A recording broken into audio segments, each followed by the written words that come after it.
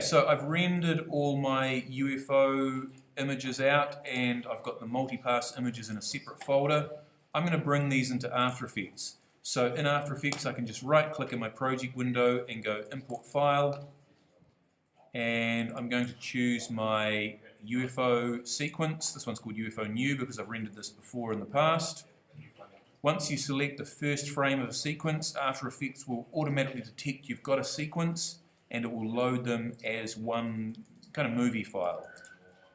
And here it is here, frames 0 to 49. I also need to bring in my multipass renders, so I'm going to right click, import file, go into my multipass folder. Here's object buffer number 1, so I'm going to select that. Again, After Effects knows it's a sequence because it's got sequentially numbered files. So I'm going to open that. And again, object 1, 0 to 49, so it's got all my frames.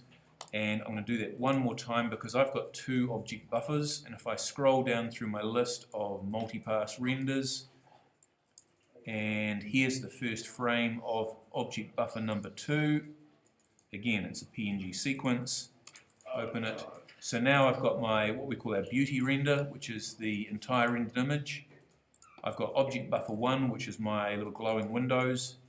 And I've got object buffer number 2, which for me was the dome on top of the UFO.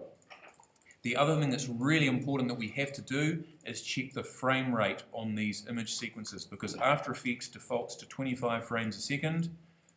After Effects defaults to 30 frames a second, but we want to use 25 frames a second.